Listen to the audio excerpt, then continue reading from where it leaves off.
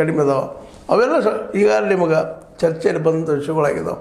ಯಾಕೆ ಮಾತ್ರ ನೀವು ಚರ್ಚೆಗೆ ತೊಗೊಳ್ತಾ ಇದ್ದಿದ್ದು ಅದಂತಂದ್ರೆ OBC ಈ ಒಂದು ಏನು ಜನಾಂಗದ ಇದು ಪೂರ್ತಿ ಪ್ರಮಾಣದಲ್ಲೇ ಮುಂದುವರೆದ ಜನಾಂಗನೂ ಅಲ್ಲ, ಹಾಗಿದ್ರೆ ಪೂರ ದಲಿತರಂಗ ಅಸ್ಪೃಶ್ಯರೂ ಅಲ್ಲ, ಇನ್ನು ಬಿಟ್ವೀನಲ್ಲಿ ಉಳಿಯುವಂಥ ಜನ, ಮಧ್ಯಮ ವರ್ಗದ ಜನ ಅಥವಾ ಕೆಳ ಮಧ್ಯಮ ವರ್ಗದ ಜನ ಎಲ್ಲ ಹೇಳೋದಪ್ಪ ಅಂತದ್ದು ಆರ್ಥಿಕವಾಗಿ ಸ್ವಲ್ಪ ಅಡ್ಡಿಲ್ಲಪ್ಪ ಇದರ something is better than nothing ಅಂತ ಏನೂ ಇಲ್ಲ ಅನ್ನೋಕ್ಕಿಂತ ಏನೋ ಒಂದು ಅದಲ್ಲ ಅನ್ನುವಂಥ ಜನ.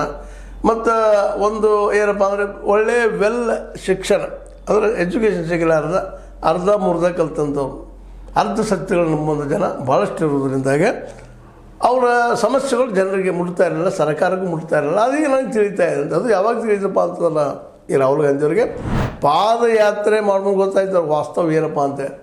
ಹೆಂಗೆ ಬುದ್ಧನಿಗೆ ತನ್ನ ಅರಮನೆ ಬಿಟ್ಟು ಹೊರಗೆ ಬಂದಾಗ ಹೆಂಗೆ ಜಗತ್ತಿನಲ್ಲಿ ಸಾವದಪ್ಪ ಹುಟ್ಟದಪ್ಪ ನಶ್ವರ ಜಗತ್ತಂದು ಗೊತ್ತಾಯಿತು, ಹಾಗೆ ರಾಹುಲ್ ಗಾಂಧಿಯವರು ಅವ್ರಿಗೂ ಅದಕ್ಕೆ ಸಹಜಾತಿ ಅಂತ ಕರಿತಾಯಿದ್ರು. ಮೋದಿಯವರಾಗಿರಲಿ ಮತ್ತೊಬ್ಬರಾಗಿರ್ಬೋದು ಇರ್ಬೋದು, ಇಲ್ಲ ಅಂತಲ್ಲ.